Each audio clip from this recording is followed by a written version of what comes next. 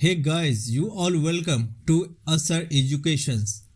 आज हम लोग हे हई राजवंश के ऊपर देखेंगे कि हे हई राजवंश कौन सा राजवंश था, क्या इसका इतिहास है।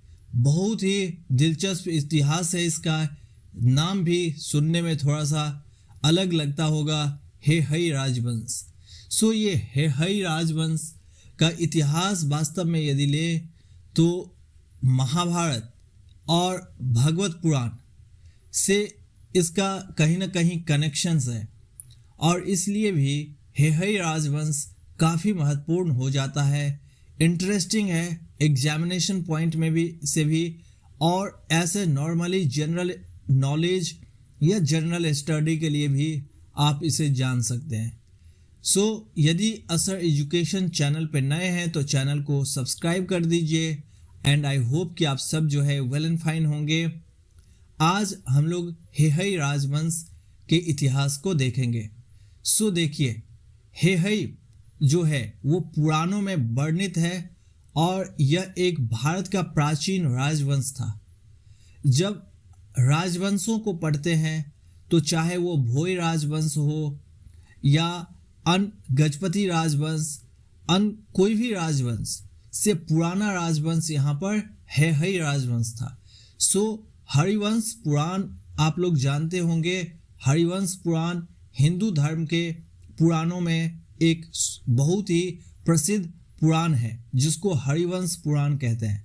हरिवंश पर्व जो था वो महाभारत का अंतिम पर्व था, यानी कि जब महाभारत हुआ तो अंतिम काल में भगवान श्री कृष्ण ने इस पर्व को मनाने का जो है आश्वासन दिया था, और लोगों को आमंत्रित भी किया था कि आप लोग जो है ये पर्व आज से मनाना शुरू कीजिए।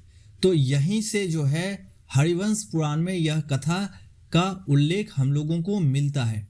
अब देखिए, यहाँ पर जो हे हई राजवंश के अनुसार और हरिवंश पुराण के अनुसार सहस्राजित का पौत्र तथा यदु का परपौत्र था, यानी कि परपौत्र सहस्राजित का पौत्र तथा यदु का प्रपौत्र था।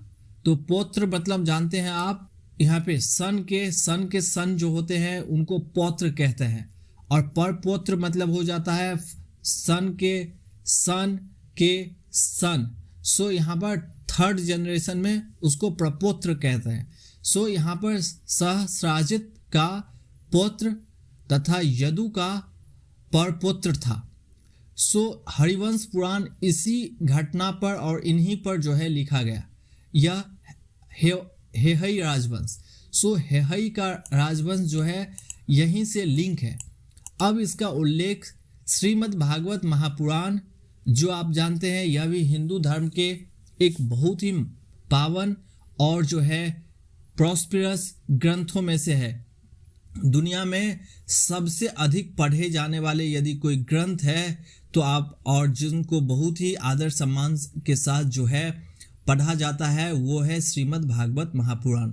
श्रीमद् भागवत महापुराण जो है हिंदू के जो है 18 पुराणों में से एक है। हिंदू के पास 18 पुराण है, आप लोग जानते होंगे। इसमें क्या है कि श्रीमद् भागवत या केवल भागवतम भी कहते हैं इसे, तो इसका मुख्य वर्णन विषय जो है भक्ति योग है, ठीक है, और जिनमें श्री कृष्ण को सभी देवों का देव माना गया है और स्व भगवान के रूप में जो है चित्रित किया गया है, और यही है हमारे हिंदू धर्म के श्रीमद् भागवत महापुराण का ग्लोरियस एक इम्पोर्टेंसी। अब देखिए, तो इनके नवम स्कंध जो है श्रीमद् भागवत पुराण के नवम स्कंध में इस वंश का अधिपति के रूप में अर्जुन का उल्लेख किया गया है। तो अब समझ सकते हैं कि हे हई राजवंश महाभारत से भी कनेक्शन है इसका, और अर्जुन का जो है इस राजवंश के अधिपति के रूप में अपनाया गया है या व्याख्या किया गया है श्रीमद् भागवत पुराण में। पुराणों में हे हई वंश का इतिहास चंद्रदेव की 23वीं पीढ़ी में उत्पन्न वितिहोत्र के समय तक पाया जाता है, और श्री भागवतम के अनुसार ब्रह्मा की 12वीं पीढ़ी में हेहई का जन्म हुआ। हरिवंश पुराण के अनुसार 11वीं पीढ़ी में हेहई 3 भाई थे, जिनमें हेहई सबसे छोटे भाई थे। तो हेहई राजवंश का इन्होंने ही स्थापना किया और हेहई के शेष 2 भाई जो थे वो भाई महाहई एवं जो है वेनुहई थे। सो हेहई के 2 भाई और थे। एक भाई जो थे उनका नाम था महाहई और दूसरे का जो नाम था वो वेनुहई, जिन्होंने अपने अपने नए वंशों की परंपरा स्थापित की। अब जानते होंगे कि जैसे ही डिवाइड होता है तो अब क्या है कि कोई किसी तरह बनता है तो दूसरा जो है थोड़ा सा भिन्न होता है। सो यही से जो है अपने अपने वंशों की परंपरा जो है उन्होंने स्थापना किया और जो है एस्टेब्लिश किया। सो हेहई वंश के सर्वाधिक सम्मानित राजा जो थे, यहीं से सहस्त्र अर्जुन का नाम जब सुनते हैं कि अर्जुन का जो है पर्यायवाची शब्द, अर्जुन का समार्थी शब्द जो है वो आप देखते होंगे कि सहस्त्र अर्जुन भी अर्जुन का कहा जाता है। सो अर्जुन के नाम का एक नाम यह भी है सहस्त्र अर्जुन। सो यहाँ पर इसी चीज को सम्मानित राजा को सहस्त्र अर्जुन की जी महाराज है। सो यही इस वंश के जो है सबसे अधिक फेमस कहें या तो हम ये कह सकते हैं सबसे अधिक आदर तुल्य जो है सहस्त्र अर्जुन इस वंश से बिलोंग करते हैं। अब देखिए, जिसके विषय में रावण के लंका कांड में हनुमान रावण संवाद और अंगद रावण संवाद का भी उल्लेख मिलता है और उन्होंने रावण के साथ युद्ध में रावण को परास्त कर दिया था। सो यहाँ पर आपको रामायण में भी थोड़ा सा इसका उल्लेख मिलता है लंका कांड में। फिर क्या होता है, सहस्रजित यदु का सबसे बड़ा पुत्र था। यदुवंशी आप जानते हैं क्योंकि यदु जो है भगवान श्री कृष्ण यदु कुल के ही में उनका जन्म हुआ था। सो यहाँ पे यदु के सबसे बड़ा पुत्र था और यहीं से जो है इनका कनेक्शन है।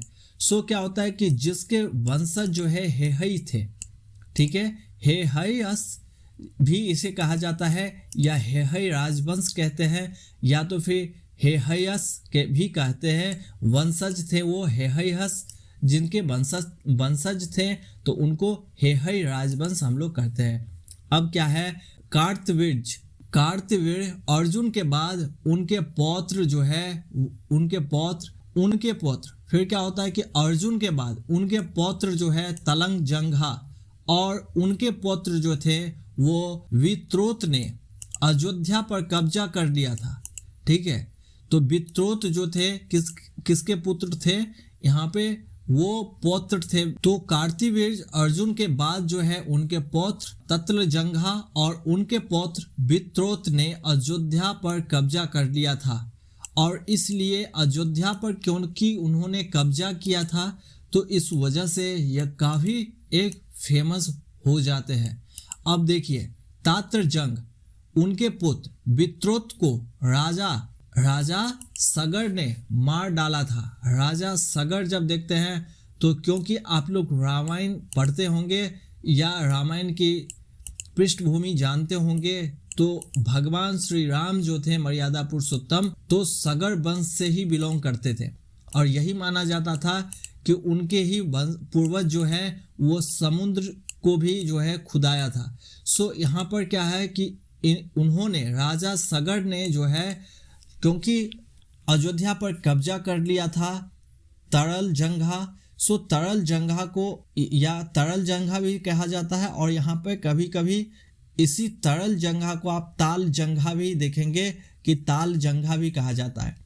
सो ताल जंघा को जो है फिर राजा सगर ने जो है मार डाला और उनके वंशज जो है मधु और वृष्णि जो यादव वंश के एक भाग कोहतास में निर्वासित हुए और फिर उन्हीं के वंशज आगे चल के जो है मधु और वृष्णि यादव वंश के एक भाग कोहतास में निर्वासित हुए थे।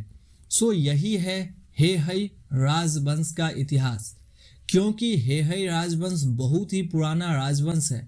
सो हेहई राजवंश को आपको शायद इट मे पॉसिबल एक बार सुनने से पूरी पृष्ठभूमि नहीं समझ में आएगा, तो इसी लेक्चर को आप दोबारा सुन सकते हैं, क्योंकि दोबारा सुनने के बाद आप पूरी तरीके से इस राजवंश को समझ जाएंगे, आई होप। तो यदि चैनल पे नए हैं तो चैनल को सब्सक्राइब कर लीजिए। मिलते हैं आगे, तब तक के लिए have a nice day, take care and good bye, see you soon.